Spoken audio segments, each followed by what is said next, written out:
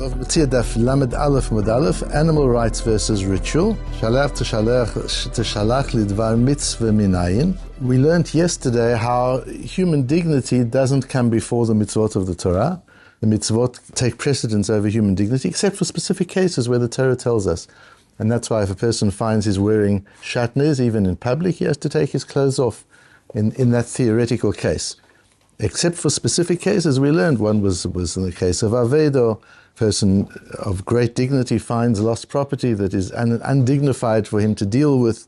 The case of having to bury a dead body, even though that means putting aside the mitzvah of giving a bris to one's son, and other such things, the mitzvah comes first, not the, normally the mitzvah would come first. In those specific cases, the Torah tells us that human dignity comes first. But generally the default is the mitzvah comes before anything. The mitzvah of the Torah comes before anything, so it's strange that when it comes to animals, we'll see a case where you do put the interests of the animal before the mitzvah, or so it appears. We'll understand that in greater detail. In so doing so, we'll go deeply into the mitzvah of shiluach hakein, of sending the mother bird away if you want to take the eggs or the little goslings of the bird. And by understanding a Rambam, a Ramban, and Rabbeinu Bechaya, we'll see how deep the reasons for the mitzvahs go, and how cosmic they are in their implications. And particularly we'll see the unbelievably central role that the Jewish mother plays, both in this time of difficulty of the Jewish people and certainly throughout Jewish history. Starting with the posuk in Ki Tetzi, Ki Karei Kan Tzipor Lefanecha Baderech, you find a bird's nest on the way, you want to take the eggs, you want to use the eggs of the bird, it's a kosher bird. You can't just do so. However, tשלח you have to first send the mother away. ואת הבנים תיקח לך, then you can take the little ones. למען ייטב לך והארכת ימים, in order that it should be good for you and you should have length of days. It says our Gemara. It says shalach tשלח. There's a double usage of the word. Shalach tשלח. You shall send. You shall surely send the mother away. Surely shalach chad hazimna. Perhaps shalach means one time. You've got to send the mother once. If it comes back again, you don't have to worry. Tשלח trei zimni. Then it says tשלח to say, no, even a second time, you've got to send the mother away even twice before you can take the eggs. Says the Gemara, Omar Leino, says the Gemara, that's not so. But shalach means afilu mea pa'amim mashma. Shalach means even 100 times. That no matter how many times the bird comes back, you've got to keep chasing it away. So what's tשלח? If shalach means you've got to keep on doing it no matter how many times it takes you to do it, what's tשלח? Hein li ela ledvar hareshut, says the Gemara, an amazing thing. That's if you just want to use the eggs, you want to cook the eggs for dinner. That's what you do. But what about elidvar mitzvah minayin? What about if you want to do a mitzvah with the little birds or with the mother bird? What do you do then? Talmud lama tשלח mikol makom. Still, you have to send the mother bird away. You can't just take the little birds away. The little birds, even if there's a mitzvah, you've got to do shiluach hakein. Says Rashi, what does lidvar mitzvah mean? Rashi and our Gemara. Hayat tzarich l'taher bo et ha-mitzorah. For example, you needed to conduct the process of purifying a mitzorah, somebody who had tzaraat, this form of spiritual disease, something like leprosy, and then they have to go through a whole cleansing process, which includes korbanot, and it includes the use of a bird. Minin she'asur ba'eim al abanim. Even then, if you need the bird for the korban, you can't take the mother without sending her away. Talmud lama tשלח. That's what it comes to teach you, not only shalach, but also tשלח. Why does Rashi tell us this case exactly? It could be any mitzvah. Why is it this mitzvah specifically? You could be wanting to prepare the food for a su'udat mitzvah, you're marrying a child, or there's an important occasion. There might be many reasons why you want to use this particular bird. Why does it say l'taher bo et ha-mitzorah? That goes to the Gemara in Chulin, Daf Kuf Mem Aleph, at the very end of Chulin, where we've got a parallel sugya, where the Gemara says there, Aseh doiche lo taseh, surely Aseh should be doiche lo taseh.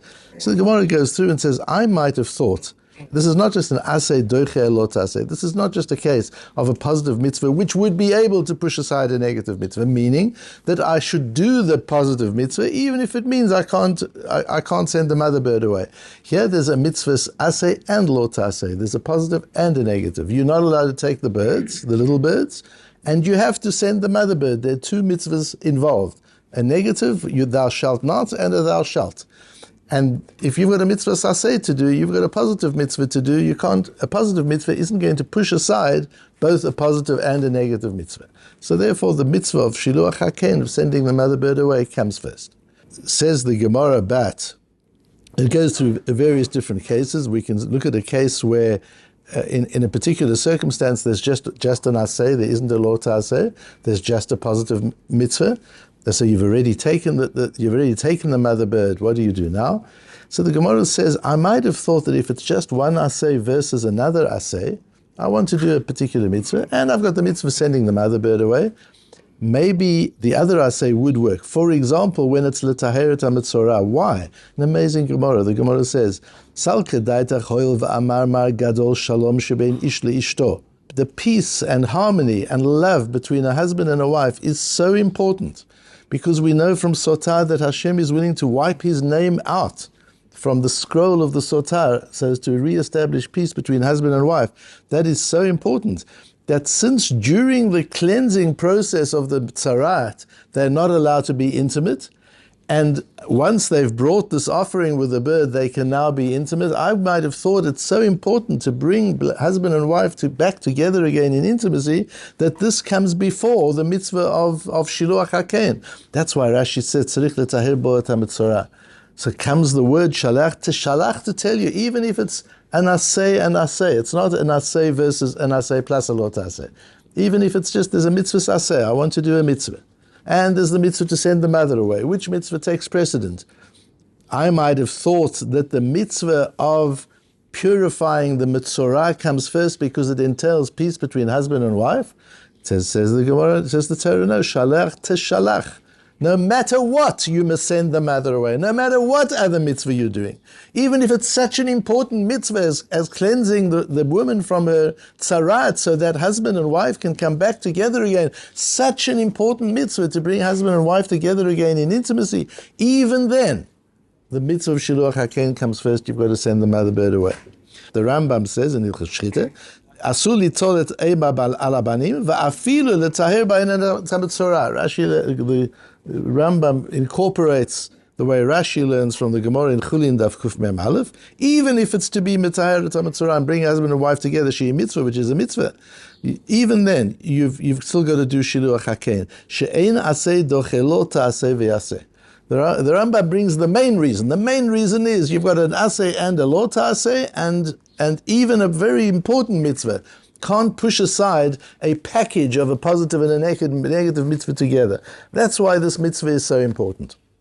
And he doesn't mention the shalach to shalach. I might have thought that you can, because tzarat is to be matayr, the woman from tzarat, it's such a great thing. I might have thought that you can. That's why the Torah uses the extra word. The Rambam doesn't mention that. What's the reason for shiluach haken? The Rambam says in Moreh Nevuchim, very well-known Moreh Nevuchim, in Chelik Gimel Perek Mem Ches, he says the whole idea of shchita is to slaughter an animal in a humane way. And we're allowed to eat animals. He goes to why we're allowed to slaughter them all together. But if we are slaughtering it, has to be in a humane way. And we're very concerned about the humaneness of the way we treat animals, says the Rambam, because things like that, for example, you can't kill a mother and the child on the same day, because the suffering of an animal for the loss of a child is as painful to the animal as it is to a human. Because this is instinctual, this is not some higher level. The pain that a mother feels at the loss of a child, that's instinct, and as such it applies to an animal just as it applies to a human, and you can't cause that kind of anguish to an animal, and that, he says, is the reason also for shiluach haken, that you can't take the birds away from the mother bird, and she sees it. If the mother bird is away, she doesn't have a memory. She comes back and the nest is empty. She isn't as pained and as troubled by it. But to take the birds away in front of her, that's something that you're not permitted to do.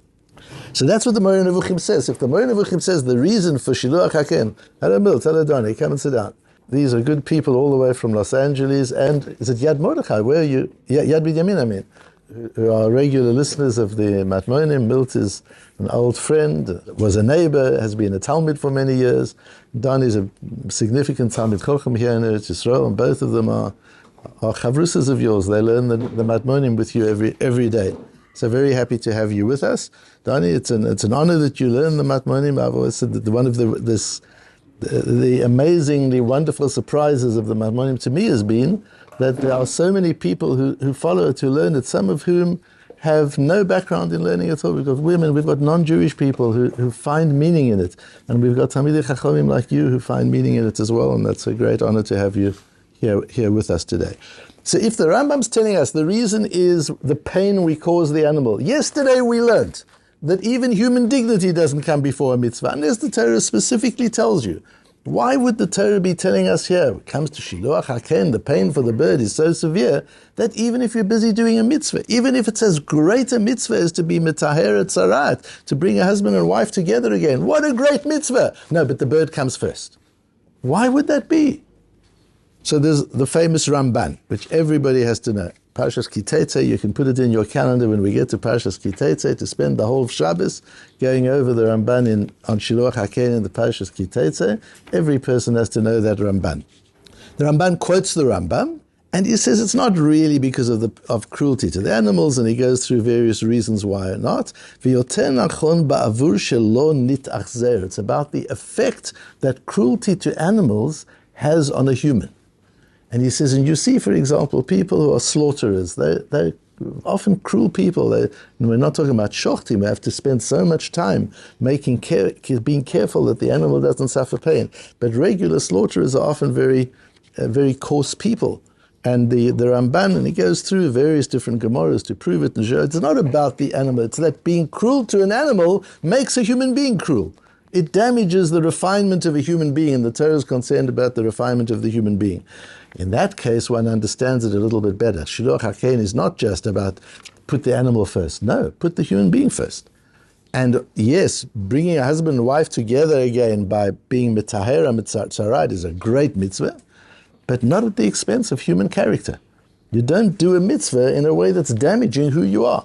And if you're going to take the birds without sending the mother away, you're going to be damaged. Yes, you'll bring a husband and wife together, but you can't do a mitzvah for somebody else in a way which damages your spiritual being, which damages your human character and your humanity and your refinement. That's your first obligation. You've got to take care of that. And the Ramban says at the end of it, he says, V'hinei mitzvah azot romezet l'inyan gadol. But it goes much further than that. This mitzvah has a much greater side to it. And he goes on to develop it in a Kabbalistic way.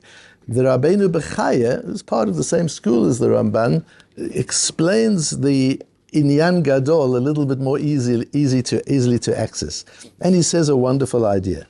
Sheyesh b'kiyum mitzvah zot hitorerut rachamim al kol ha'olam. When you chase the mother bird away, you're increasing the levels of mercy in the whole world. It's not just the bird you're dealing with. You actually have a cosmic impact on the entire universe when you do that. And that is because when the mother suffers and feels the pain, she feels such pain, she wants to commit suicide. And because of this terrible pain that the mother bird feels, the spiritual power of birds, the angels in charge of birds, mevakesh rachamim ma'akadosh baruch hu, goes right to Hashem's throne and says to the Rebbeinu Shem, you can't have such cruelty going on in the world. Birds are suffering. Bring mercy. ואז הקדוש ברוך הוא, שכתוב בו ורחמיו על כל מעשיו, ממשיך שפע הרחמים על כל המצטערים והצריכים רחמים ומרחם עליהם. He doesn't just take care of the bird and comfort the bird. He increases the level of mercy in the whole world so that the bird is included in that level of mercy being increased, and the bird feels comforted as a result of that. So the Rebbeinu Shem, as a result of the bird's anguish, dials up the level of mercy in the world, and there's more rachamim in the world. Sha'amekayim mitzvah zu mishalech hu siba le'oreh rachamim al kol ha'olam v'tov lo imahem. When a person fulfills this mitzvah, he adds to the mercy, to the rachamim, to the empathy and sympathy in the entire world. And he among them, people are nicer to one another. People are more caring to one another. Wars come to an end. Battles and struggles come to an end because Hashem dials up the level of rachamim because of this mitzvah. The Rabbeinu Bechai goes on to say there's no bracha for this mitzvah because you don't do it if you don't need the eggs.